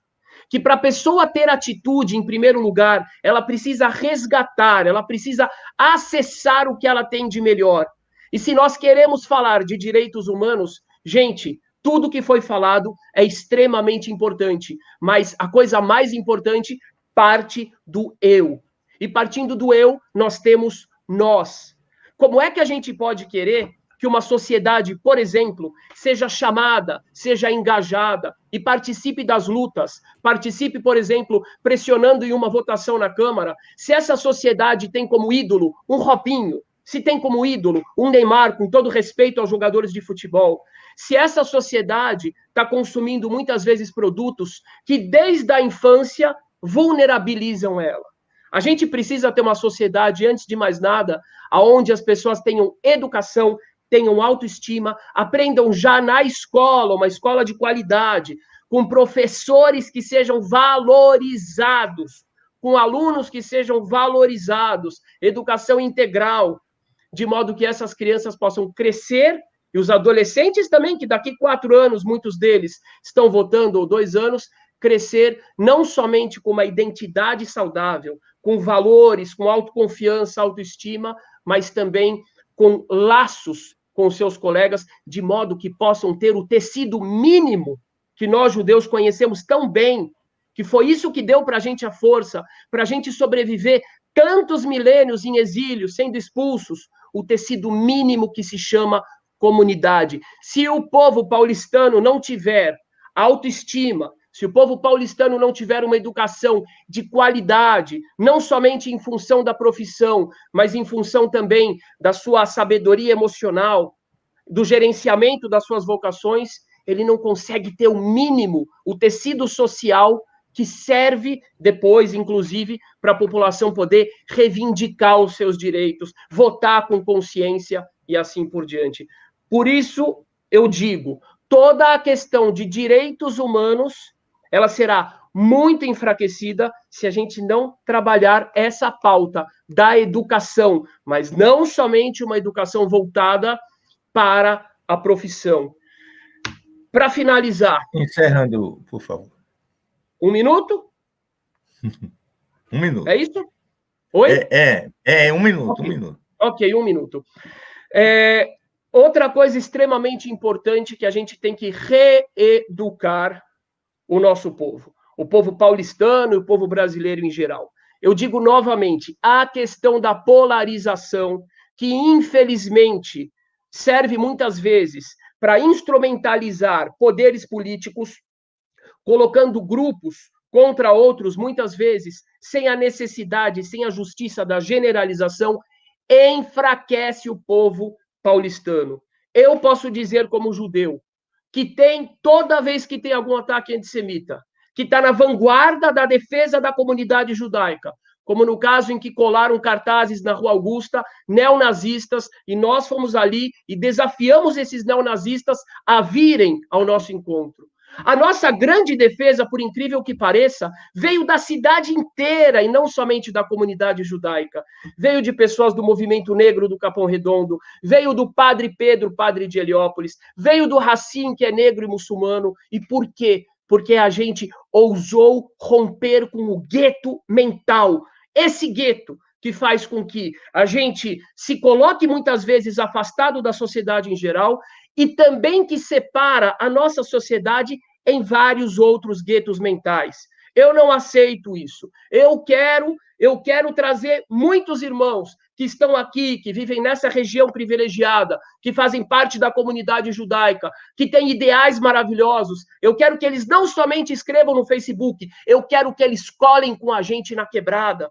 Eu quero que eles atravessem o rio, eu quero que eles desçam comigo lá no Itaim Paulista, eu quero que eles desçam comigo lá no Capão Redondo, no Fundão, eu quero que eles pisem na lama, eu quero que eles durmam comigo lá na casa do Gilson, por exemplo, eu quero que eles vivam essa realidade, abracem esses outros irmãos, e eu garanto, com certeza absoluta, que a gente vai ter uma força em São Paulo muito maior quando as pessoas se unirem. Tem muito mais gente de bem do que pessoas de mal em São Paulo. E elas estão espalhadas e a gente precisa criar um novo paradigma de identidade, de autoestima para o paulistano, de resgate e de soma por justiça social. E tudo isso começa através da educação. Todarabá. Obrigado. Obrigado. Bem, então agora a gente vai passar para as considerações finais.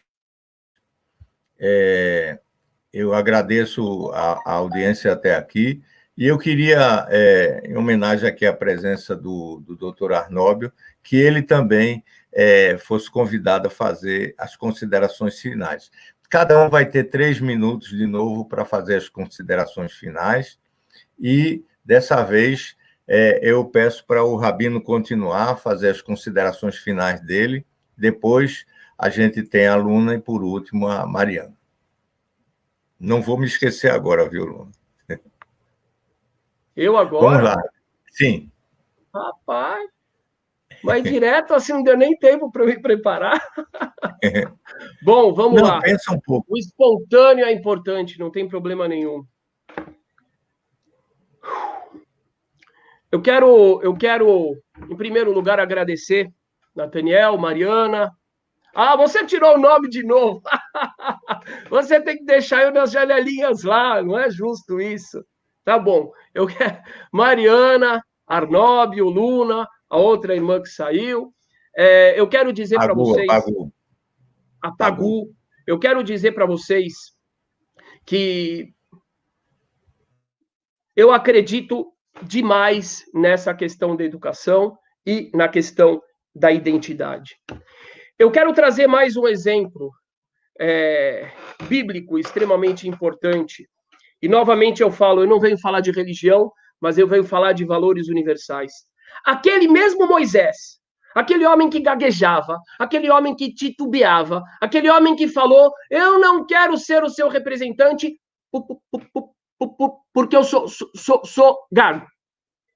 Depois que ele se apoderou, depois que ele chegou à essência dele, depois que ele descobriu a grandeza dele, ele se tornou tão forte. E aqui eu quero falar de democracia. Aqui eu quero falar do exemplo judaico de democracia.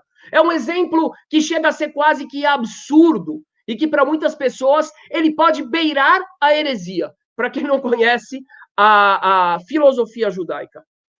Quando o Criador chegou para Moisés e falou: esse povo, o povo judeu, é um povo cabeça dura. Am Kshei Oref, um povo de dura serviço. Eu vou destruir esse povo. Aonde que chegou aquele homem que tinha baixa autoestima, porque ele não tinha origem, ele tinha sido educado numa casa estranha? Ele se voltou para o Criador e disse: se o Senhor for acabar com esse povo, me apaga do teu livro. Esse é o paradigma da democracia e dos direitos humanos. Moisés se coloca como escudo, protegendo o seu povo perante o próprio Criador. O ser humano só chega a esse nível de coragem e de força se ele souber quem ele é e se ele tiver a sua autoestima construída. Eu digo novamente, um exemplo muito interessante. Eu morei em Israel e eu me lembro que o governo tinha dado para os beduínos casas para eles morarem ao invés de tendas. E o que aconteceu? Os beduínos colocaram as suas ovelhas nas casas e continuaram morando nas tendas. Por quê? Porque aquela era a cultura deles. Cultura legítima, inclusive, e eu faria igual a eles, eu continuaria nas tendas. Mas o que eu quero dizer com isso é que a cultura somente vai ser transformada se houver um trabalho para transformar a cultura.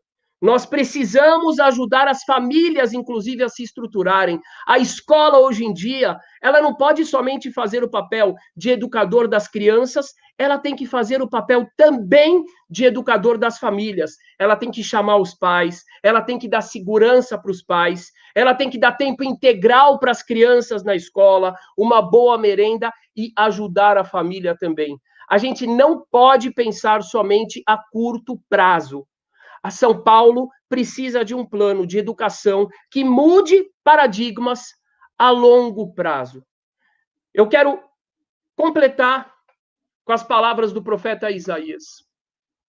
Isaías diz o seguinte, esse é um outro paradigma muito importante. Nós como judeus, temos a nossa religião, a nossa cultura é muito religiosa. E nós temos, eu, como membro do Diálogo Interreligioso da Banda Sou da Paz, faço a interface com irmãos de todas as religiões.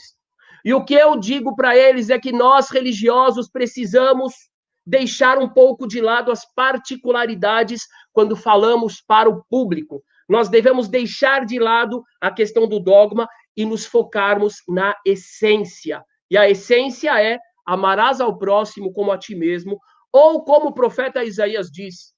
Qual é o verdadeiro jejum? O verdadeiro jejum, diz o profeta Isaías, não é deixar de comer. A essência do jejum é dar pão ao faminto, é dar teto ao desabrigado e roupa ao nu. Essa tem que ser a grande contribuição da religião, a contribuição universal no aspecto ético e no aspecto, sempre com respeito à diversidade, no aspecto da formação ética do ser humano. São Paulo precisa de mais educação. Os paradigmas de educação e de relação entre as pessoas precisam mudar. Precisamos acabar com essa polarização, e já que estamos num fórum relacionado com a comunidade judaica do Observatório Judaico dos Direitos Humanos, eu digo, meus irmãos da comunidade judaica, vamos juntos atravessar as pontes, vamos juntos conhecer a aldeia, depois que acabar a pandemia, do Jaraguá, vamos junto para a aldeia do Crucutu, lá na zona sul de São Paulo, de Boa Esperança, vamos para o Capão Redondo, vamos para o Jardim Ângela, vamos viver com essas pessoas, vamos abraçar e somar, e isso vai fazer a nossa cidade prosperar e, com certeza, vai fazer com que muitos direitos de moradia, de transporte, de educação, de saúde aconteçam. Quanto mais gente boa estiver envolvida na política, não necessariamente com cargos eletivos, é isso que está faltando. Engajar as pessoas no dia a dia, chamar as pessoas para a política no dia a dia, para a ação social,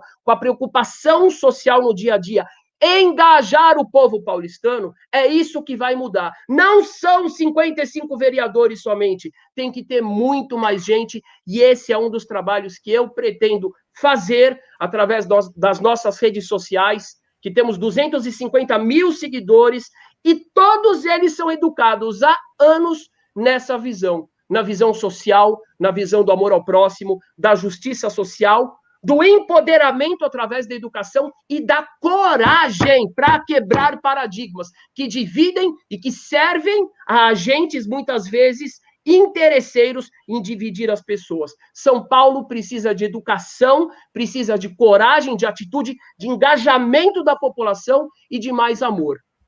Muita gratidão a vocês. Obrigado, Rabino. Obrigado. Luna.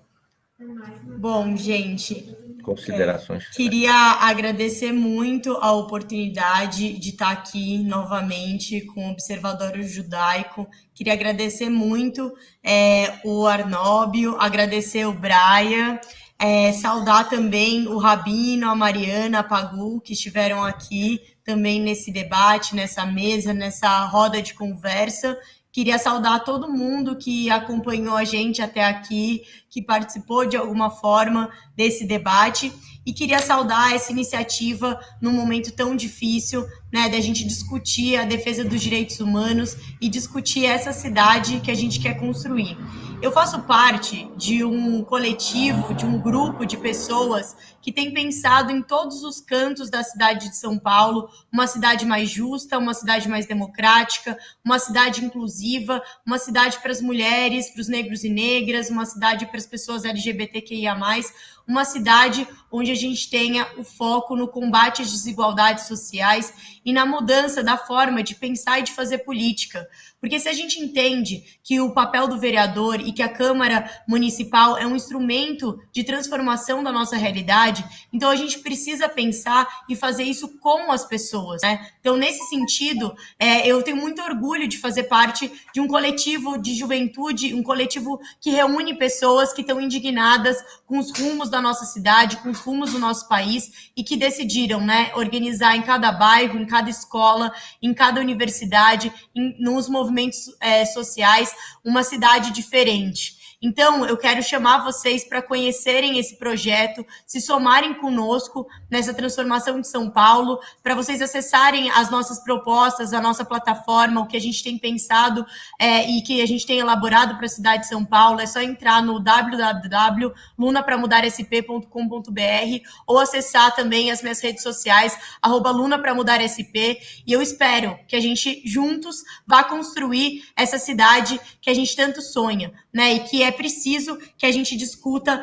o nosso papel diante desse momento político e que a gente consiga construir essas pontes de diálogo, né? Uma cidade que é construída os muros, uma cidade onde a desigualdade reina, a gente vai precisar de muita mobilização, de muita participação social para reconstruir a democracia, para garantir os direitos, para a gente pensar numa educação, uma saúde de qualidade e para a gente pensar uma cidade em que se possa viver, e não numa cidade onde a gente tenha o desalento, o desemprego e que a gente tenha as pessoas em situação de vulnerabilidade, as pessoas em situação de rua. É essa cidade que eu não quero viver, é essa cidade que eu não aceito viver. E por isso que eu tenho construído esse movimento com tantas pessoas que estão pensando uma cidade diferente. Obrigada pela oportunidade, obrigada a todos e todas, e venham se somar, conhecer a nossa campanha. O meu número é 13400, venham com a gente nessa transformação. Obrigada.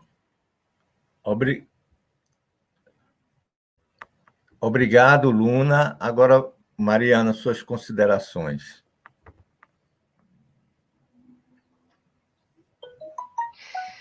Bom, eu queria começar, obviamente, agradecendo aqui a organização dessa atividade, ao Braia, ao Dr. Rocha, que também pela pergunta e pela participação, mas também quem está aqui por trás, né, das cortinas, o Samuel, quem está fazendo as operações técnicas aí, muito obrigada por essa oportunidade, agradecer todo mundo que está assistindo a gente, até agora acompanhou esse debate super interessante, né, até agora, e claro, agradecer muito os meus colegas de mesa, o Rabino Ventura e a Luna Zaratini, que estão aqui e que me ensinaram muito hoje, eu aprendi muito com vocês. As palavras do Rabino tocam o nosso coração, e a força, né, e a energia da Luna também chegam para transformar a cidade de São Paulo, também tocam o nosso coração, chegam fundo na nossa emoção. Então, queria agradecer muito, né, essa participação aqui. Eu sou cientista, né? Estou candidata a vereadora por um grupo de cientistas, né, de pesquisadores, e o que a gente quer é contribuir para a cidade de São Paulo com o nosso conhecimento. Muitos pesquisadores que passaram a vida inteira estudando determinados aspectos da cidade de São Paulo e que finalmente querem a oportunidade de fazer com que essa pesquisa chegue no poder público, seja transformada em política pública, porque política pública, gente, é coisa séria. Essas pessoas que são eleitas, que a gente elege, vereadores, prefeitos, deputados estaduais, federais, governadores, presidentes, não é uma questão só de você ir lá votar e falar, pronto, já cumpri o meu papel. Cada decisão que essas pessoas tomam, cada lei que essas pessoas assinam, propõem, votam, sim ou não, mexe com a nossa vida, mexe com o nosso dinheiro, com o dinheiro que a gente paga. E por que a gente tem que deixar pessoas que tomam decisões sobre as nossas vidas tomarem essas decisões sem a gente saber?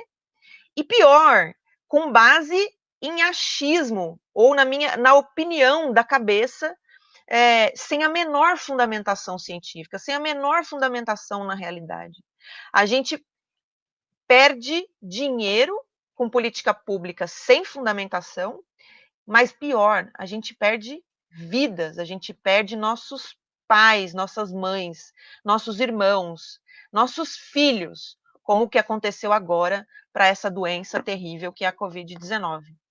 Se a gente não tiver prefeitos, vereadores, deputados, um presidente que entenda que política pública precisa de ciência, a gente vai continuar perdendo vidas nesse país, não só para doenças como a Covid-19, o coronavírus, para o vírus, mas para todas as outras doenças que circulam no nosso território, para a fome, para a miséria, para a pobreza, para as drogas, para o crime. A gente vai continuar perdendo essas vidas. Então, eu estou candidata e quero ser vereadora da cidade de São Paulo, com apoio dos cientistas e com apoio da população, para que a política pública na cidade de São Paulo seja uma política com fundamentação científica e que seja, dessa forma, mais eficiente e consiga salvar as vidas dos nossos irmãos, nossos pais, nossos filhos. Então, ajude a eleger uma cientista, vamos construir a bancada da ciência. Meu nome é Mariana Moura, meu número é 65300. Muito obrigada. Queria parabenizar. Alô? Queria parabenizar a Mariana, o Rabino, a Luna, a Pagu, que esteve com a gente desde o início, e eu queria, para concluir esse debate, pedir que o doutor Arnóbio fizesse algumas considerações para nós sobre como viu essa noite de hoje. Um abraço, doutor Arnóbio, tome a palavra, por favor. Muito obrigado. Eu vejo com muita satisfação, porque, primeiro, que são 4 candidatos que não estão hoje na Câmara. Isso é uma coisa boa, que mostra que há pessoas de vários segmentos interessados em renovar a política, em renovar a participação das pessoas, em renovar a participação popular. Ou seja, há um desejo de que a cidadania seja representada. Aqui temos um rabino que com toda a sua verve, e é uma cultura que eu tenho um particular interesse, gosto muito da cultura judaica, leio, né, acompanho, e ouvir o rabino foi realmente uma coisa muito, muito boa, a verve, a empolgação. Se eu tivesse até um dia a oportunidade de vê-lo numa sinagoga, seria bem algo realmente interessante, do ponto de vista cultural. Ao mesmo tempo, tem aqui a Luna, que é uma jovem, né, se for eleita, seria a mais jovem vereadora da cidade de São Paulo. Então, essa renovação, que é uma coisa extremamente importante, né, vir outros, né, ela que é de uma família tradicionalmente aqui de militância política, né, então é importante que os jovens continuem essa história, né. E a nossa querida Mariana, que é cientista, né, e a ciência tão desprezada nesse tempo que as pessoas procuram o obscurantismo, né, tanto o obscurantismo religioso como também o da ciência, a negação da ciência, né, que levou a tantas mortes, não só agora no Brasil, como no mundo, né, negar não só a pandemia, como vários outros no passado, a gente está vendo a realidade presente. A Pagu, né, que é uma comunidade indígena, né, dos nossos povos originários, né, que tiveram toda a sua história, toda a sua cultura usurpada, né? Então, assim, é uma coisa muito interessante, muito importante esse debate do ponto de vista dos direitos humanos, e esse chamado do Observatório Judaico, né, é importantíssimo, porque traz esse debate, traz novas ideias, né.